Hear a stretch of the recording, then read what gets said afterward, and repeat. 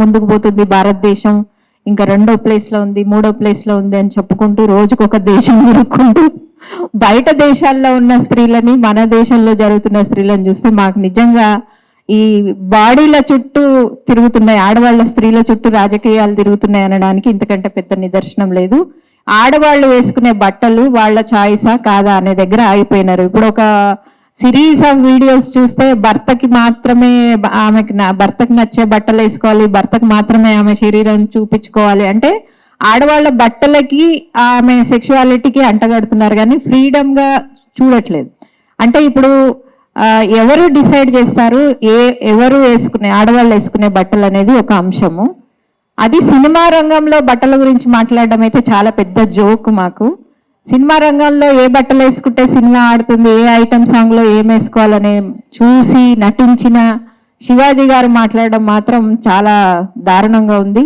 మేము చెప్పేది ఒకటే, మాకు ఫ్రీడమ్ ఉంది, మాకు స్వాతంత్రం ఉంది, మా శరీరాల మీద మాకు హక్కు ఉంది, మేము వేసుకునే బట్టల మీద కూడా మాకు చాయిస్ ఉంది. అంతేగాని మీకు మీ కళ్ళకి మేము బట్టలు వేసుకోకపోతే మీరు రేప్ చేయొచ్చు, మీరు ఎక్కడ పడితే అక్కడ ముట్టుకోవచ్చు, మేము బట్టలు వేసుకోకుండా లేము, నిజానికి ఇండీసెంట్ గా కూడా లేము అని మీరు అనుకునే దృష్టిలో మీరు మొత్తం చీర కట్టుకున్న వాళ్ళ మీదనే, బుర్కాలు వేసుకున్న వాళ్ళ మీదనే, చిన్న పిల్లల మీదనే రేపు ఎక్కువ జరిగినట్టు 70% రేప్స్ జరిగినట్టు మనకు స్టాటిస్టిక్స్ చెప్తున్నాయి. కాబట్టి బట్టలకి దయచేసి ఈ మా సంస్కృతి సంప్రదాయాలకి ముడిపెట్టొద్దని, అట్లానే అనసూయ మీద జరుగుతున్న దాడికి మేమందరం సంఘీభావంగా తెలియజేసి, నిజానికి ఆమె ఫ్యామిలీతో వెళ్ళిన పిక్చర్స్ ని ట్రోల్ చేస్తున్నారు. కొంతమంది గరికపాటి లాంటి వాళ్ళు కూడా ఇవాళ స్త్రీల బట్టల గురించి మాట్లాడుతున్నారు, స్త్రీల బాడీస్ గురించి మాట్లాడుతున్నారు. మేము ఈ వేదిక ముఖంగా ఖండిస్తున్నాము.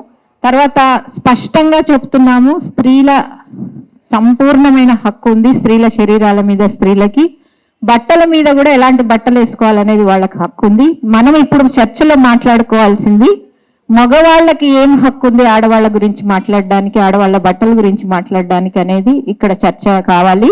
అట్లనే మీరు చూసే దృష్టిని మార్చుకోవాలి తప్పితే బట్టల గురించి చర్చ ఉండకూడదు అనేది కూడా మేము చెప్తున్నాము. ఇంకొక అంశం తర్వాత ఇప్పుడు తెలుగు సినిమాల్లో ఉన్న ఇండీసెన్సీ బట్టల గురించి నేను ఇందాక సంధ్య చెప్పినట్టు నిర్మాతలు, డైరెక్టర్లు అందరూ ఆలోచించుకోవాల్సింది, నిజంగా Shivaji can influence in the Telugu film industry, we will welcome, but we definitely not accept if he comments on women's dressing. Yeah, thank you.